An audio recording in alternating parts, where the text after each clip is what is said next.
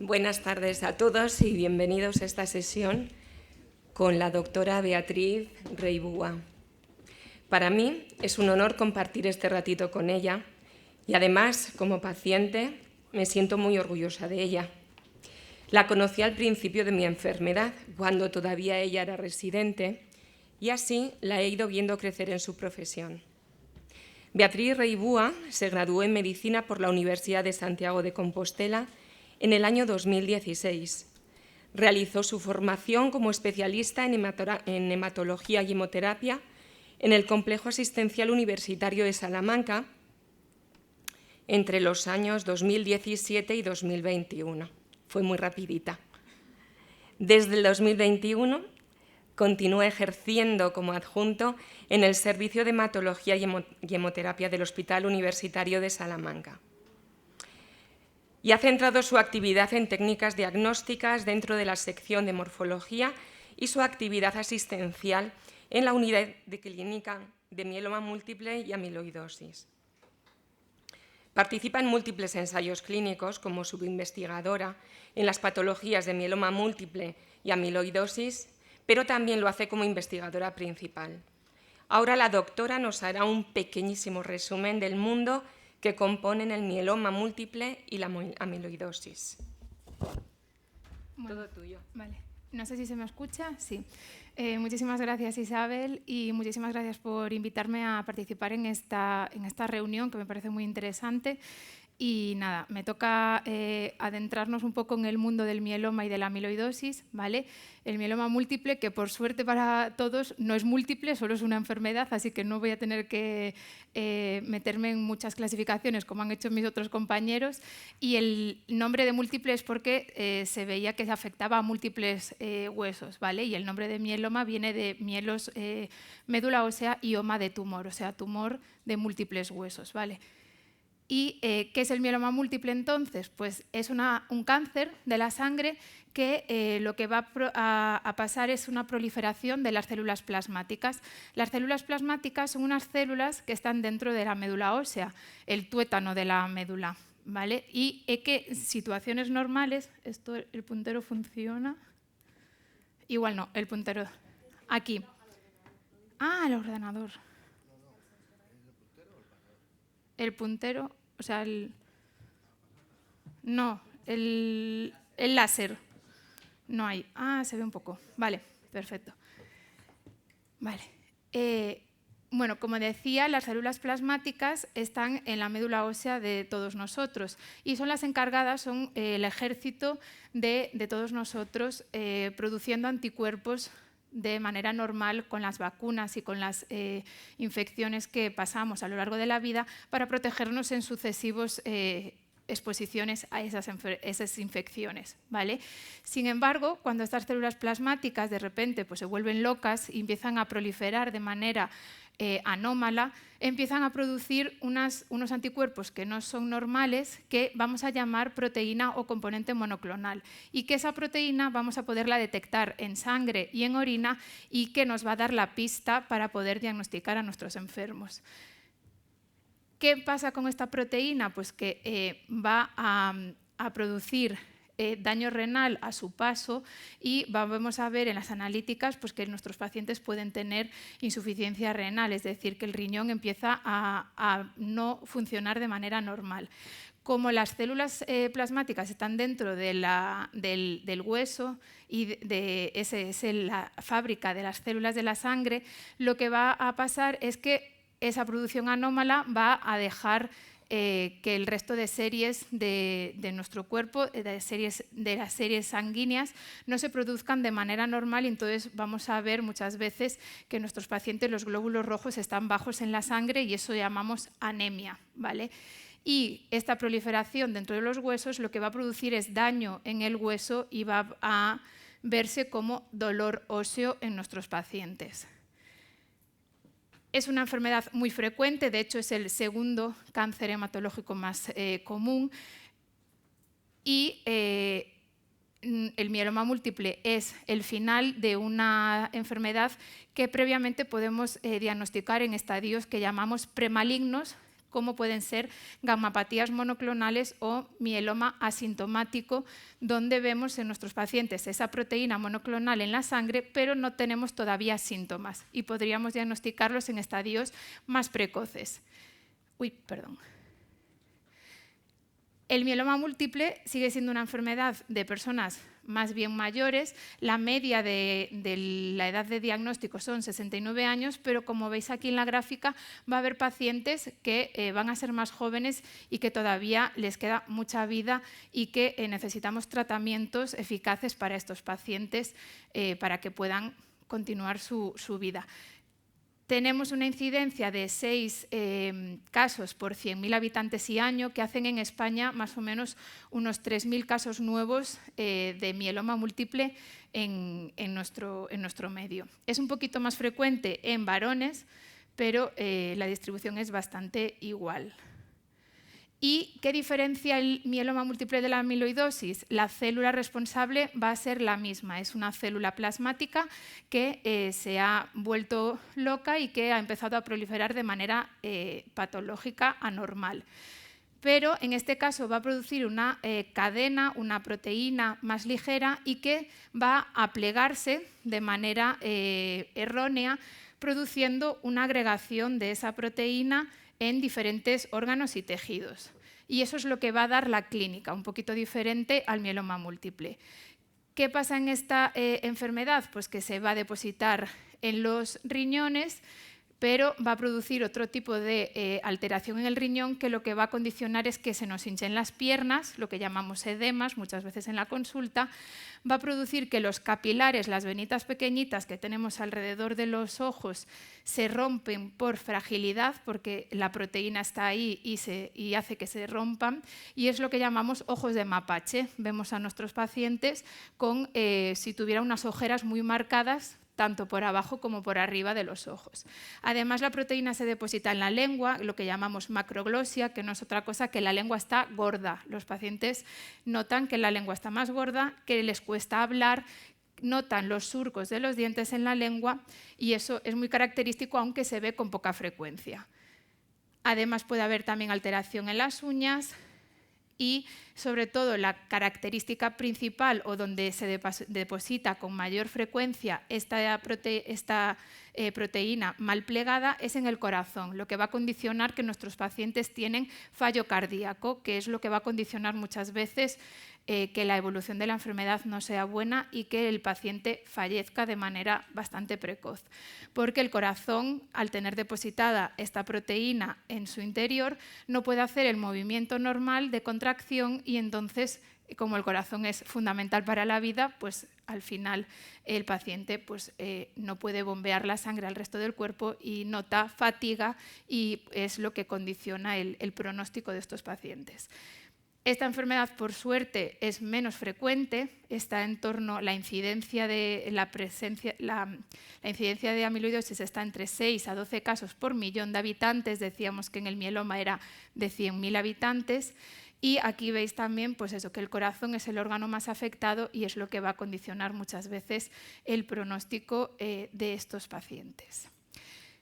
En el diagnóstico hemos avanzado bastante en estas enfermedades.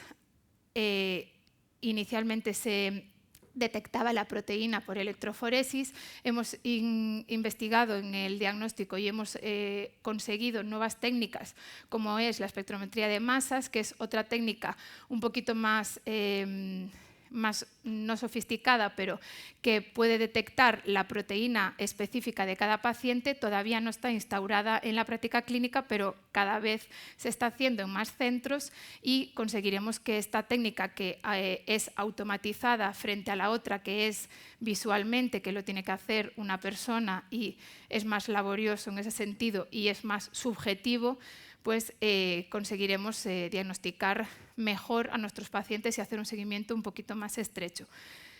Y en cuanto a la afectación ósea, Antes se hacían un montón de radiografías de los diferentes huesos, lo que llamábamos serie ósea, y actualmente utilizamos técnicas como pueden ser el PEC-TAC, que es un escáner con un contraste específico para detectar no solo lesiones en los huesos, sino otras lesiones que pueden estar en diferentes órganos o tejidos. Sin embargo, a día de hoy sigue siendo fundamental en la realización del aspirado de médula ósea para ver esas células plasmáticas, que no es más que escoger una pequeña muestra, como si fuera una analítica de la vena, pero del hueso, para ver la representación de las células de la médula ósea y ver ese porcentaje de células plasmáticas en la médula. Y en cuanto a la amiloidosis, lo que necesitamos es ver esa proteína depositada por diferentes técnicas en los órganos que están afectados. Centrándome un poquito más en el mieloma, muchos de vosotros seréis pacientes de mieloma y sabéis que siempre decimos en la consulta que el mieloma es una enfermedad incurable, ¿no? Que vamos a poner un tratamiento, que ese tratamiento va a conseguir una respuesta o una remisión durante un tiempo, pero que probablemente la enfermedad vuelva a aparecer. Y esto es lo que representa esta gráfica, en el que cuando ponemos un tratamiento la enfermedad desaparece, pero después de un tiempo vuelve a recaer. Como veis aquí, los tratamientos en el mieloma hasta no hace tanto, hasta el 2000, eran muy pocos o casi inexistentes, pero en las últimas décadas y sobre todo en la última década hemos tenido un boom en los fármacos y eso ha conseguido mejorar muchísimo la supervivencia de nuestros pacientes. No me voy a centrar en los tratamientos y luego, si luego queréis, podemos hablarlo y discutirlo, porque creo que si no es demasiado engorroso. Son muchos fármacos. En el mieloma han aparecido muchísimos fármacos en los últimos años y luego daré unas pinceladas del tratamiento en concreto, que es la combinación de diferentes fármacos en primera línea. Como habían hablado mis compañeros, hay la opción del trasplante autólogo, que va a depender de la edad del paciente y de las comorbilidades, es decir, de las otras patologías que puedan tener asociadas al mieloma. Y estas son las últimas guías que tenemos. Y con estos nuevos fármacos, estas nuevas combinaciones, a raíz de las nuevas terapias que han ido apareciendo, lo que hemos conseguido es que la respuesta sea mucho más profunda y que la remisión nos dure mucho más tiempo y que esta recaída la retrasemos muchos más años.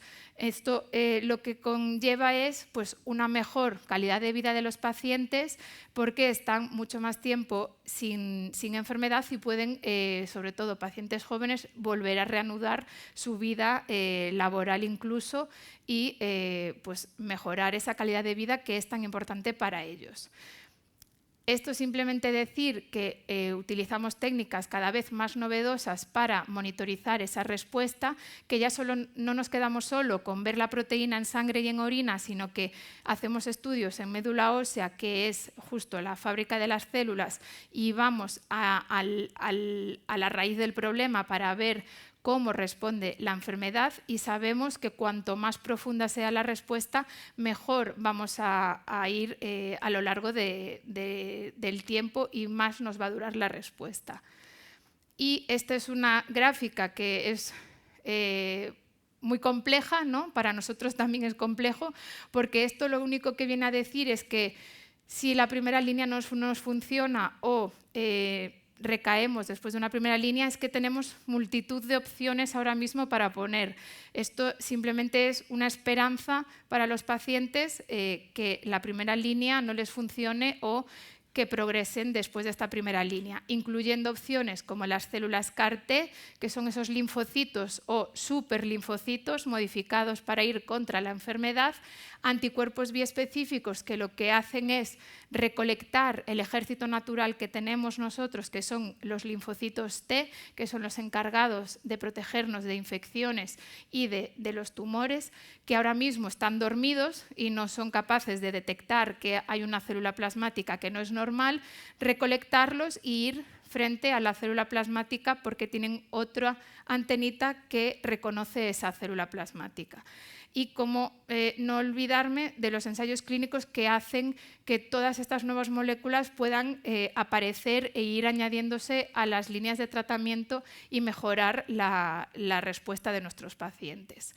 Y esto es simplemente decir que en la última década, que década a década hemos ido mejorando la supervivencia de nuestros pacientes y que ahora mismo la mediana de supervivencia del paciente con mieloma múltiple, que antes era menos de 2 años, ha aumentado hasta casi 10 años en nuestros días ahora, e incluso ha ido todavía mejorando más a lo largo de este año, que ha salido un resultado donde la primera línea alcanza una mediana de supervivencia de los pacientes sin enfermedad de 17 años. O sea que es algo que hace 2 décadas era impensable. Y en cuanto a la amiloidosis, solo destacar que en el último año se ha probado el daratumumab, que es un anticuerpo monoclonal que va frente a las células plasmáticas en combinación con el esquema que ya usábamos previamente y que gracias a eso ha conseguido que la supervivencia de los pacientes con amiloidosis, que era muy recortada en el tiempo, haya aumentado mucho y consigamos respuestas muy profundas. Y mirando hacia el futuro, ¿qué nos queda? Pues continuar con muchos ensayos clínicos en este momento, usando ya moléculas como son los CAR-T y los biespecíficos en líneas mucho más precoces, en primeras líneas, que ya se está haciendo con la idea de mejorar todavía más la supervivencia de los pacientes con una mejor calidad de vida y que la medicina cada vez es más personalizada y es enfocada en el paciente, lo que comentaban mis compañeros anteriores, que hay que valorar un poco las circunstancias de los pacientes y de la familia, porque al final nosotros podemos decidir el mejor tratamiento, pero igual no es el más conveniente para ese paciente. Entonces, siempre hay que valorar un poco la disponibilidad de los fármacos y de la disponibilidad del paciente, y que necesitamos un enfoque multidisciplinar para evaluar a los pacientes a lo largo del tiempo y ofrecerles la mejor atención, y que la comunicación médico-paciente es súper importante en la toma de decisiones, que si el paciente no confía en ti o no hay una buena relación, pues está todo vendido y no vamos a ir hacia a un buen punto final. Y que el mieloma y sobre la amiloidosis y el mieloma sobre todo es una carrera de fondo, y que esa carrera es laboriosa, pero que nunca está solo el paciente. Y muchas gracias por vuestra atención. Este es el equipo de Salamanca de ensayos clínicos y de mieloma múltiple. Y nada, dejo ahí mi correo y el correo del equipo de Salamanca por si tuvierais alguna duda, pregunta o alguna cosa que comentarnos.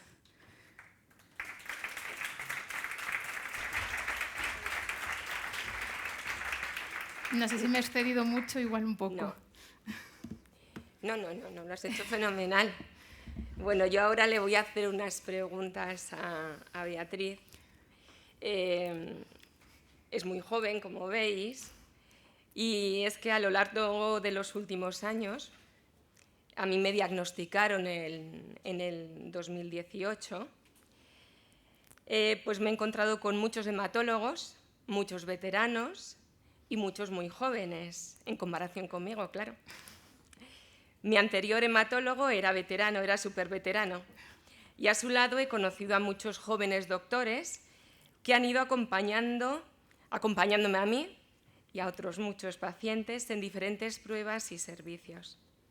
La cercanía que habéis mostrado conmigo, además de vuestra humildad y dedicación y ganas de aprender, me han dado la confianza y la seguridad que yo necesitaba. En la actualidad, muchos de esos doctores que se estaban formando ya son hematólogos, especialistas en enfermedades de la sangre, y son un soplo de aire fresco en nuestros hospitales. Siempre había querido decirlo del soplo de aire fresco y nunca había tenido ocasión. Ahora mi hematólogo es uno de estos hematólogos jóvenes que tiene todo listo cuando yo entro en su consulta. Desde la última vez que nos vimos ha consultado mis problemillas con doctores de otras especialidades y me da opciones, las comentamos y decidimos cuál es la mejor. Imagino que no es tan fácil como nos hacéis ver en las consultas, donde parece que todo está bajo control y siempre hay una prueba o un tratamiento listo para cada paciente, y que no siempre las condiciones son las mejores. Por eso, Beatriz, quería preguntarte qué necesitáis o qué necesitaríais los hematólogos para tratar al paciente en las mejores condiciones y qué barreras os encontráis en la práctica clínica y qué se podría mejorar. Pues, ¿qué barreras nos encontramos? Pues muchas veces las barreras son las administrativas, porque nos comen los papeles, nos come el sistema informático, que cada vez que cargas una cosa tarda medio minuto, si pides una prueba se te bloquea el ordenador. Eso, sobre todo, nos come mucho porque nos roba tiempo de poder estar prestando atención a los pacientes. Yo muchas veces voy haciendo cosas y le digo al paciente, te estoy haciendo caso, pero es que si no hago esto, no te puedo hacer caso porque me tarda tanto que prefiero estar haciendo como dos cosas a la vez, pero de verdad, te estoy haciendo caso. Y eso es un poco uno de los principales problemas que tenemos. Otro principal problema que veo muchas veces es la accesibilidad que tenemos a las pruebas o a los tratamientos. Hay un problema muy grande en España y es que no hay equidad en los tratamientos, y si tú estás en Galicia o estás en Andalucía, el tratamiento puede ser distinto. Cada vez eso pasa menos, pero todavía tenemos algún tira y afloja con la farmacia, con las administraciones públicas farmacéuticas, para aprobación de fármacos y disponibilidad en la farmacia de los fármacos. Yo creo que eso también es muy importante. Y luego el acceso a las pruebas, acceso a hacer las pruebas rápido. No en todos los hospitales tenemos esa facilidad, o con los especialistas, pues en algunos hospitales tenemos especialistas de mano, ¿no? Ay, pues tengo este problema, voy a consultarlo con esta persona que sé que me va a responder, pero eso va en la persona de cada... en cómo es cada persona, no en una red quizás más accesible en ese sentido de rapidez, porque a veces hace falta correr. En los pacientes con enfermedades de la sangre, lo que hoy puede ser no urgente, dentro de 2 días lo es, y esa disponibilidad a veces de las pruebas es complicado y nos ayudaría mucho tener esa facilidad. Sí. Y luego, que no sé si me lo vas a preguntar después, pero bueno, y también que me parece muy importante el soporte psicológico y nutricional, que en la sanidad pública es inexistente. Entonces, creo que eso es algo con lo que tenemos que seguir peleando, y que creo que después de entrar a la consulta del hematólogo tendría que haber un psicólogo al lado que pudiera ayudar no solo al paciente, sino a los familiares a entender o saber cómo sobrellevar y tener una atención de psicoterapia o psicológica, porque creo que un paciente que entra a la consulta que estaba perfecto y le dices, nada, tienes un cáncer de la sangre, y claro, ha escuchado la palabra cáncer y a partir de ahí ya no ha escuchado nada más. Ni qué opciones de tratamiento, ni si se puede curar o no, ni si su calidad de vida va a ser buena o si se va a quedar en una cama. Y entonces creo que esa parte nos falta mucho en la sanidad pública, y el ámbito de la nutrición, que también se está empezando a trabajar mucho, pues también. Que no sé si me lo ibas a preguntar. No te lo iba a preguntar, pero muchas gracias. Nos ha venido muy bien. Bueno, cada día leemos y vemos en televisión noticias sobre nuevos avances en la investigación de muchas enfermedades. Personalmente escucho más las relacionadas con el mieloma, que es lo que me atañe. Y antes hablabas de la serie ósea. A mí me hicieron una serie ósea, pero ahora se hacen otras cosas. Y antes hablabas de tratamientos, y yo, bueno, pues soy una afortunada porque he tenido acceso a uno de estos tratamientos que parecen ciencia ficción, como es la terapia CAR-T. Esto a los pacientes nos da muchas esperanzas, pero a vosotros os da muchísimo trabajo.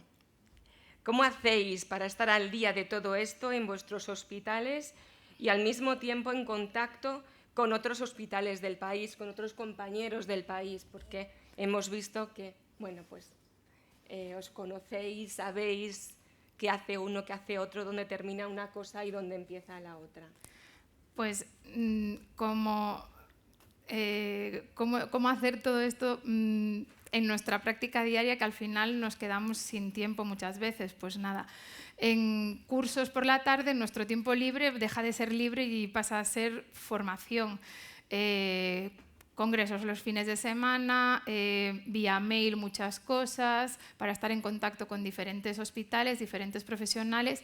Y como decía Valcarce, creo que ha sido Valcarce, sí, en su primera charla, no somos uno solo, somos siempre un equipo. Es decir, yo no tomo las decisiones solo yo, sino que somos un equipo y ese equipo conoce a más gente, que al final es una red de conocimiento y de ayuda entre todos. Y al final en la medicina siempre estamos aprendiendo y siempre necesitamos seguir innovando e investigando para poder ofrecer los mejores tratamientos, y eso sobre todo pues se hace con colaboraciones con farmacias la industria farmacéutica, y en congresos y charlas como esta y como otras muchas, y así un poco mantenemos la red de conocimientos y actualizados en todo momento.